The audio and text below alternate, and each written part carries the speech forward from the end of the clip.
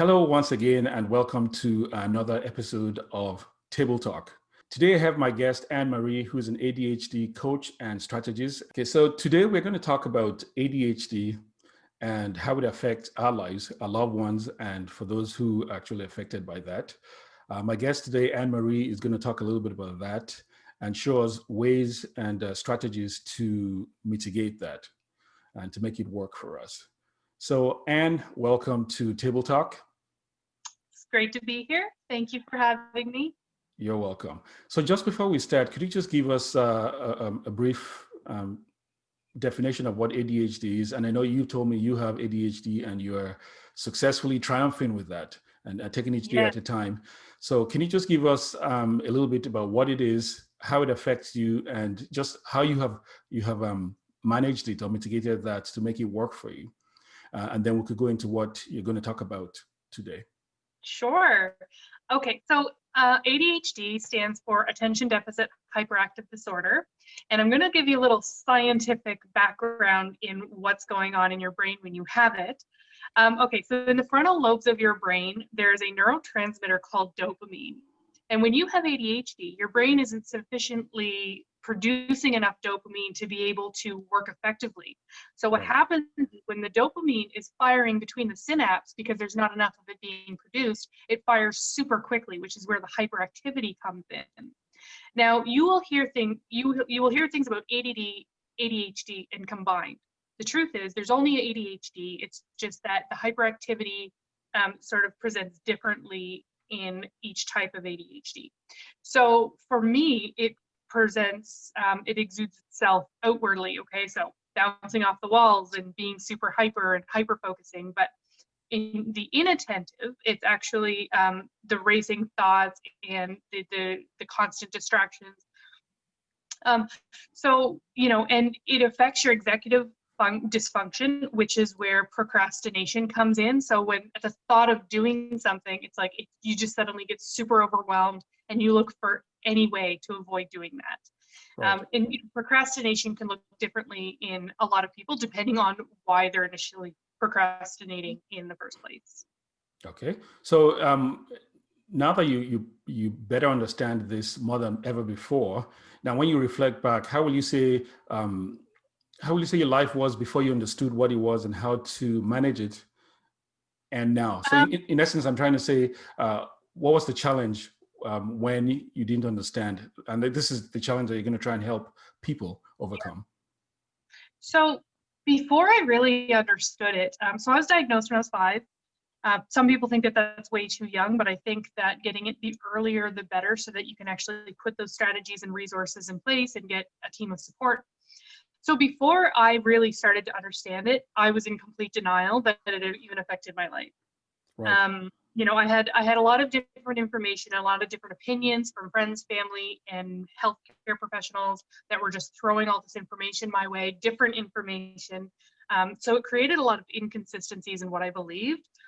So when I was younger, children with ADHD tend to be a lot more impressionable. So if someone told me you don't really have ADHD, your parents are just trying to medicate you, I believed it. So it created a lot of frustration and confusion. I would constantly, I couldn't hold down a job. I couldn't focus on one thing for 5 minutes. There were a lot of basic life functions that I had a really hard time with, holding down a roof over my head, maintaining friendships, romantic relationships, anything like that. Because I didn't understand it, so I didn't have the understanding to put strategies in place. Right. How did you find what you needed to take that step to move you forward to where you are today? Like if you go back to the beginning. Well, when I actually started researching the science behind ADHD and discovering, yes, it is a real thing, and yes, it affects me in every way, that was step one, is really gaining an understanding of how my brain works, so that I could start using it to my benefit. Now, This didn't happen overnight. It was a journey, and I'm still learning every day. Like yesterday, I learned that people with ADHD tend to be deficient in something like magnesium. And I never knew that before. So I'm still learning every day And when I actually gained that understanding, it was like, okay, I can start making this work. I can talk to my doctors, I can get a therapist or another ADHD coach, and I can actually start holding down a job and understanding. And it sort of like helped me understand what I needed too. So like what kind of job I needed, what kind of support I needed. So gaining clarity in that is pivotal in your confidence in when strategizing.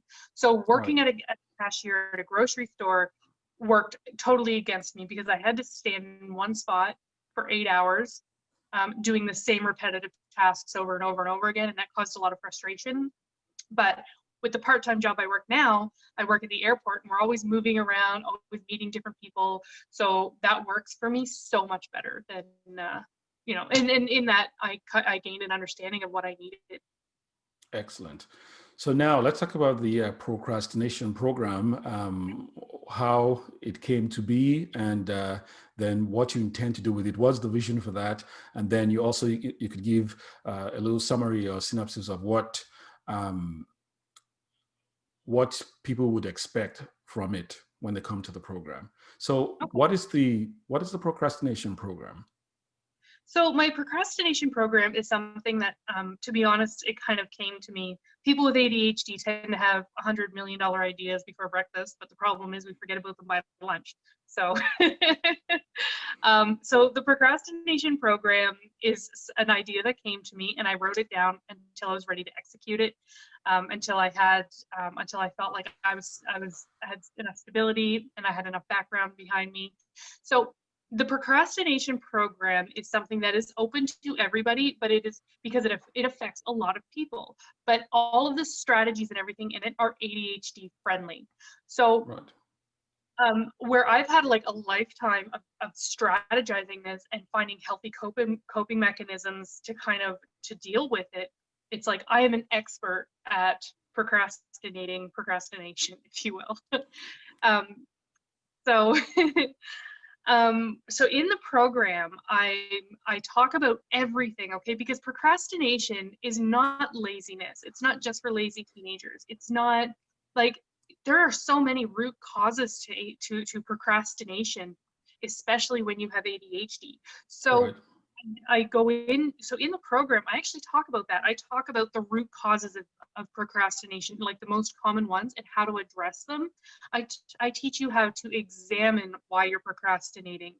I teach you strategies on how to overcome procrastination and I also teach you how to reframe procrastination because there's often a lot of guilt and self-loathing that come along with it because society has always taught us you need to do laundry twice a week and you need to keep up with your dishes all the time and to be productive members of society. And I just don't think that that's very good for your mental health to believe that you need to get all these things done in order to be an acceptable person. Right. So I teach you how to reframe it so that you're not as guilty. And I also teach you some great productivity tips and how to make it fun, so like and how to overcome things like tasks that you really don't want to do, how to sort of reframe those in your mind as well, because we all have tasks that we really don't like. For me, it's Right. cleaning. It's a mess right now and I don't care. Yes, I think we all have things. I always say sometimes, I know for me, in a day you have the thing that you dread to do the most. My strategy is to do that dreaded thing first when I'm still full of energy and all. But that's just my strategy. That works for me, and that doesn't work for, Exactly. it's everybody has their own. And I guess in your practice is to help people find what works for them, right? Yeah, Because there's people, no exactly, right? Because some strategies, so for example, I have to-do lists, okay? I don't Mhm. always get everything done on the to-do list, but that's okay. But for some people, to-do lists can be a total hindrance because Right. they either forget to check their to-do list or they have obsessive compulsivities around their to-do lists. So they tend to make lists of lists of lists. So that can actually be harmful for them, but Right. it works for me, right? Right. So it's all about finding strategies and healthy coping mechanisms that works for the individual person. Right. So since there's no cookie cutter approach, is there some way you have to kind of branch out to a one-on-one with people, or how do you individualize your program so that Well, I find out, so when I'm working one-on-one with somebody, I find out what they need. Okay. This is where active listening comes in, and that is also an acquired skill on the part of people with ADHD. That can be really hard sometimes. But that's for all of us. Uh, yeah. yeah.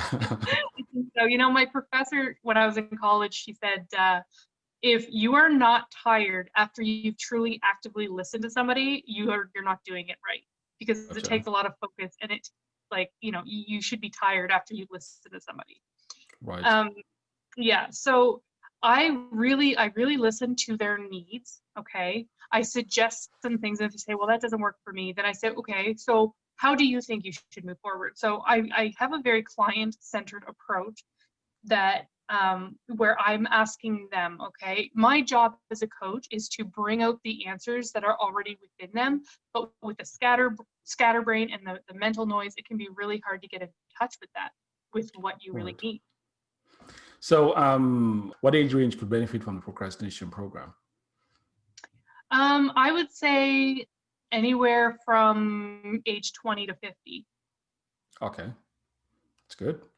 Yeah. And I guess probably because of the environment we're in now, what is your what's the delivery method? How do you keep in touch? How do you coach? Or how do you stay in contact or are in contact with the So client? for my one-on-one program, it's all online.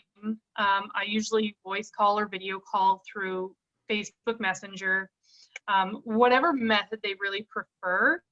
So for my procrastination program, there's going to be a VIP group where where I add people, and all the content will be right there. I'm going to do 3 or 4 lives plus a live Q&A where they can ask me anything. So so it's very accessible for everybody. Okay. And so there'll be a Facebook page, of course, with a link, which I can also add to the bottom of the to the Yeah, description portion of this video, right? yeah, Okay. yeah. Excellent. And so it's going to be done online, whatever communication method works for the person or Mhm. the client you're dealing with. The Yeah, age should be between 20 and 50. yeah. Okay. So if somebody has an 8-year-old kid with ADHD, that's Mhm. not the target for this. That is not the target. So, children with ADHD and adults with ADHD, there's a difference, because children are still have developing brains, and so they're not procrastinating a lot of the time. They are just um, Learning. world, and exactly, they're learning, and their energy levels are super high, and so they don't really have the adulting responsibilities that adults do. Um, so I target adults who are struggling with procrastination in their daily lives, and are looking for ways to overcome that, and to really move forward with productivity and confidence. Right. So if you were to summarize, after someone has finished your program, what will they get? And before you answer that, can you give a timeline as to, do you work with someone until they don't, need it anymore, or is there like a 2-week thing, or so? What's the framework of the procrastination program? I So guess that's what I'm trying to my ask. one-on-one program, which is when somebody comes to me with ADHD and they're looking to become more productive or gain clarity or what have you, that is a 90-day program. But for my procrastination program, I work with, it's a 10-day program, or it's so you have 10 days of content and live videos, but you have 30 days of access. Plus, I email you all of the content. So if you need to go back to it at any time, you have lifetime access to it as long as it's in your email. Excellent. Okay. Yeah.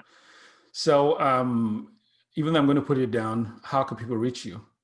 You could just How can people reach me? yes. The best way thing to do would be to message me on Facebook. I'm always checking my message requests and spam, so don't be afraid to reach out to me that way. I also have a group called the High Five ADHD Tribe for Entrepreneurial Women. It would be great to reach out to me that way too. There's a lot of content in there. It's super engaged. There aren't very many members yet, but the members that are there are so great. They're so supportive, and they're constantly engaging with the content. So, you know, if you need to go there and ask for help, that's the best way to do it. And then for the other person who doesn't have Facebook, I know there are a few people who I know who just are not, Facebook is not their thing. How will they get a hold of you then? Is it so the best thing to do would be email me. What I'll do is I'll put it in the description. Okay. Yeah. Put it in the description. But also, if you are interested in working with me one-on-one, go to emotionallybalancedlife.com, fill out the form there, and book a discovery call with me. I'd absolutely love to talk about your goals, where you'd like to be, what you're struggling with, and so forth. Excellent. I'm going to put that link in. I would include that link in the description of the video. So just to summarize, when somebody comes to you, they can expect to, and you can finish the sentence, they expect to gain or get